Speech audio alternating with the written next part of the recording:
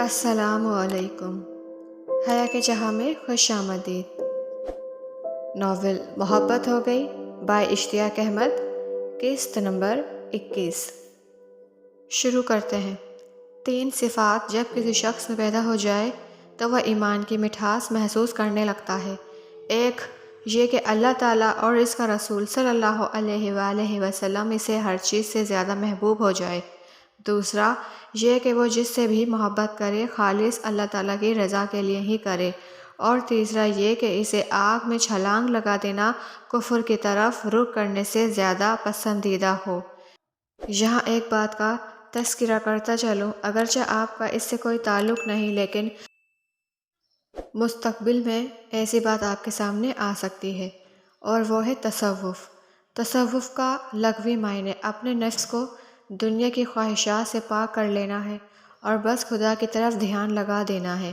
بات تو صرف اتنی ہے، لیکن تصوف کا دعویٰ کرنے والے بعض حضرات اس کے بارے میں مبالغہ کی حد تک کو پہنچے اور شریعت سے دور جا پڑے، یعنی حد سے تجاوز کر گئے۔ ان کے نزدیک محبت طلسم اور جادو کی قسم کی کوئی چیز ہے۔ اس محبت کے انہوں نے عجیب و غریب درجات مقرر کر لیے ہیں۔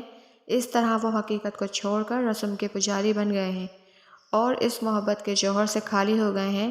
ہونا تو یہ چاہیے تھا کہ اللہ کے محبت کے ذریعے وہ اس کی رضا حاصل کرتے اور جنت میں داخل کے مستحق ٹھہرتے، مگر بہت سے صوفیہ اس کے بجائے صرف محبت کو مقصود سمجھ بیٹھے اور محبت ہی ان کی تمام کوششوں اور امیدوں کا مرکز بن گئی۔ اس طرح وہ امید چھوڑ بیٹھے اور محبت کا دعویٰ ان کے لیے شریعت کی پابندیوں سے فرار کا بہانہ بن گیا۔ اب یہاں آپ کو یہ بھی بتاتا چلوں کہ فزیالوجی کے ماہرین نے محبت کی عجیب و غریب تشریح کی ہے۔ ان کے نزدیک محبت کی توجہ یہ ہے کہ یہ ایک نفسیاتی تقاضا ہے جس کا تعلق چند جسمانی حدود سے ہے۔ یہ لوگ محبت کا تجربہ ایک جسمانی عامل کے طور پر کرتے ہیں۔ ان کے نظریے کے قائل لوگوں کی دلیل یہ ہے کہ فزیالوجی کے اصول انسان کے تمام روحانی مظاہر مثلاً محبت، کراہت، خودی اور جذبہ غیرت کی بھرپور تشریح کرتے ہیں۔ معاشرتی ماہرین کے نزدیک محبت ایک معاشرتی عمل ہے۔ یہ ہر شہری میں پایا جاتا ہے کیونکہ وہ اکیلا نہیں رہ سکتا۔ یہ لوگ محبت کو ایک معاشرتی جذبہ سمجھتے ہیں۔ ان کا کہنا ہے کہ اسی پر انسانی آبادی کا مدار ہے۔ وہ ایک ایسا معاشرتی عمل قرار دیتے ہیں جس میں ایک فرد جماعت کے سامنے سپر انداز ہوتا ہے۔ ان کے نزدیک محبت ایک حیوانی جذبہ ہے۔ زیادہ سے زیادہ وہ اسے ایک نفسیاتی جذبہ قرار دیتے ہیں۔ ان کے نزدیک محبت کا تعلق نکاح، نسب، وارث، رشتے، خاندان اور اولاد وغیرہ سے ہے۔ اسی بنا پر انہوں نے محبت کو صرف افزائش نسل اور نوع انسانی کی بقا کا ذریعہ شمار کیا ہے۔ لیکن اس نظریے کے ماننے والے یہ لوگ حقیقت فراموش کر دیتے ہیں کہ ہر محبت کا انجام نکاح اور شادی نہیں ہوتا۔ اکثر اوقات محبت ایک طرفہ ہوتی ہے اور وہ اس معاشرتی مفہوم سے کوئی مطابقت نہیں رکھتی۔ یہاں تک کر کہنے کے بعد وہ خاموش ہو گئے۔ میں اس وقت تک بہت گہری سوچ میں ڈوب چکا تھا، اور میرے دوست، تم سوچ رہے ہو کہ وہ تو خیر ایک عالم دین تھے، اس موضوع پر شاید گھنٹوں بات کر سکتے ہیں، لیکن میں تو عالم دین نہیں ہوں۔ یہ ساری باتیں ان سے سن کر میں زبانی کیسے دہرا سکتا ہوں؟ یہ خیال آیا ہے نا تمہیں؟ یہ کہتے ہوئے یوسف سلیم مسکرا دیا۔ اس میں شک نہیں، یہ بات میں نے سوچی تھی اور پوچھنا بھی چاہتا تھا، لیکن تم نے خود ہی سوال اٹھا دیا، لہٰذا اب جواب بھی خود ہی دو۔ حسن اداس انداز میں مسکرایا۔ ضرور، کیوں نہیں۔ اس میں یہ مسئلہ ہے کہ میں اس ایک ملاقات تک ہی ان کے ساتھ منسلک نہیں رہا۔ اس کے بعد تو پھر ان کا اور میرا ساتھ مستقل ہو گیا، اور میں نے اس موضوع پر ان سے خوب باتیں کیں۔ نہ صرف باتیں کیں بلکہ ان باتوں کو ساتھ ساتھ نوٹ بھی کیا، اور پھر ان نوٹس کو میں نے بعد میں کتابی صورت بھی دی، لہٰذا میرے اس بیان پر حیرت نہیں ہونی چاہیے۔ چلو میں اب حیران نہیں ہوں گا۔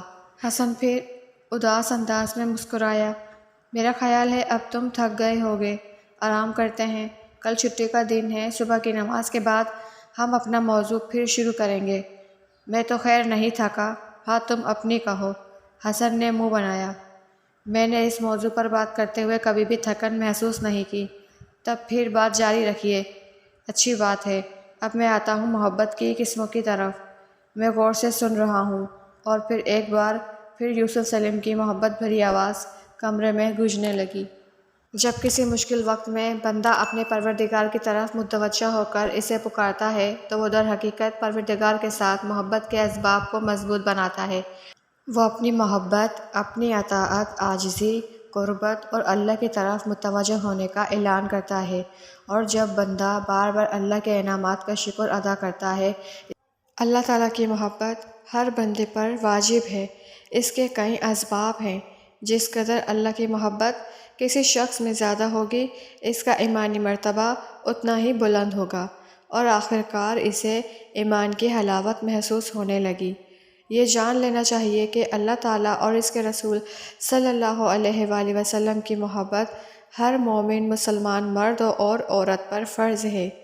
ایمان ان دلوں میں تعوض نہیں کر سکتا جو ان ہستیوں کی محبت سے خالی ہوں، چنانچہ ضروری ہے کہ وہ ان کی محبت میں فنا ہو جائیں اور کسی دوسری چیز کو ان پر ترجیح نہ دیں۔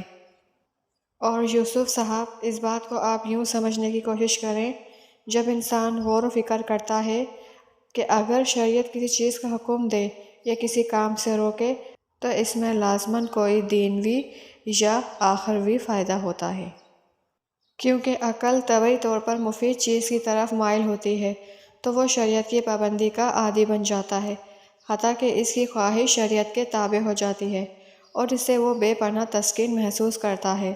اور جب کوئی بندہ اپنے رب تعالیٰ سے محبت کرتا ہے تو اللہ تعالیٰ اسے اپنا محبوب بنا لیتا ہے اور اس کی محبت اپنے بندوں کے دلوں میں ڈال دیتا ہے اور ذہن میں اس کی قبولیت پیدا کر دیتا ہے۔ جب اللہ تعالیٰ کسی بندے سے محبت کرنے لگتا ہے تو حضرت جبرائیل علیہ السلام سے فرماتا ہے، اللہ تعالیٰ فلاں شخص سے محبت کرتا ہے تو بھی اس سے محبت کر۔ چنانچہ جبرائیل علیہ السلام اس سے محبت کرنے لگتے ہیں اور آسمان والوں میں اعلان فرماتے ہیں کہ اللہ تعالیٰ فلاں بندے سے محبت فرماتا ہے، تم بھی اس سے محبت کرو، تو آسمان والے بھی اس سے محبت کرنا شروع ہو جاتے ہیں اور پھر زمین والوں میں بھی اس بات کی قبولیت پھیلا دی جاتی ہے۔ حضرت سہیل بن سے روایت ہے کہ نبی کریم صلی اللہ علیہ وآلہ وسلم کی خدمت میں ایک شخص آیا اور عرض کیا، اللہ کے رسول، مجھے کوئی ایسا کام بتائیے جس کے کرنے سے اللہ تعالیٰ اور لوگ مجھ سے محبت کرنے لگے۔ آپ صلی اللہ علیہ وآلہ وسلم نے فرمایا، دنیا سے بے رغبت ہو جا، اللہ تعالیٰ تجھ سے محبت کرنے لگیں گے، اور لوگوں کے مال سے بے رغبت ہو جا، لوگ تجھ سے محبت کرنے لگیں گے۔ حضرت ابو ذر غفاری سے روایت ہے، نبی کریم صلی اللہ علیہ وآلہ وسلم نے ارشاد فرمایا، سب سے افضل کام یہ ہے کہ محبت کی جائے تو اللہ تعالیٰ کے لیے اور ناراضگی ہو تو اللہ تعالیٰ کے لیے۔ اور جب بندہ اس حد تک پہنچ جاتا ہے، یوسف سلیم کے الفاظ درمیان میں رک گئے۔ اندرونی دروازے پر ہلکی سی دستک ہوئی تھی۔ معاف کرنا یار، میں ابھی آیا۔ کوئی بات نہیں، حسن مسکرا دیا۔ اس کی مسکراہٹ میں غمگینی کے انصراف کسی حد تک کم ہو گئے تھے۔ یوسف اٹھ کر اندر چلا گیا۔ واپس آیا تو اس کے ہاتھ میں کھانے کی چیزوں کی ٹرے تھی۔ لگتا ہے آج ہمارے ساتھ میری اہلیہ بھی جاگ رہی ہیں، انہوں نے یہ چیزیں ہمارے لیے تیار کی ہیں، انہوں نے زحمت کی۔ ارے نہیں، وہ ایسے کاموں میں راحت محسوس کرنے کی عادی ہیں۔ لو آؤ، تم سنتے سنتے ضرور تھک گئے ہوگے۔ ایسا ہرگز نہیں، حسن مسکرایا۔ میں محسوس کر رہا ہوں تمہاری مسکراہٹ سے اداسی کم ہوتی جا رہی ہے۔ اوہ اچھا، حسن کے لہجے میں حیرت تھی۔ ہاں واقعی۔ پھر دونوں ٹرے کی طرف متوجہ ہو گئے۔ اس طرح کچھ دیر کے لیے ان کا موضوع رک گیا۔ اگر تم آرام کرنا پسند کرو تو بلا تکلف بتا دو، یہ باتیں تو ہم دن کے نکلنے پر بھی کر سکتے ہیں۔ جیسا کہ میں بتا چکا ہوں، کل چھٹی کا دن ہے۔ نہیں، میں تھکن محسوس نہیں کر رہا۔ ہاں تم اپنی کہو۔ اس موضوع پر بات کرتے ہوئے مجھے نیند نہیں آتی۔ چلو پھر شروع کرتے ہیں۔ اور یوسف سلیم کہتے کہتے رکا۔ میں نے اس کی طرف سوالیہ نظروں سے دیکھا تو وہ مسکرا کر بولا، میں سوچ رہا ہوں کیوں نہ تمہیں بھی مولانا عبدالکریم صاحب سے ملوا دیا جائے، ان کی زبان میں بہت اثر ہے۔ اور اسی کے ساتھ حیا کو اجازت دیجیے۔ ویڈیو پسند آئے تو لائک، شیئر اینڈ سبسکرائب ضرور کیجیے گا تاکہ آنے والی ہر ویڈیو بر وقت آپ کو ملتی رہے۔ ملتے ہیں ایک نئے ایپیسوڈ کے ساتھ، تب تک کے لیے اللہ حافظ۔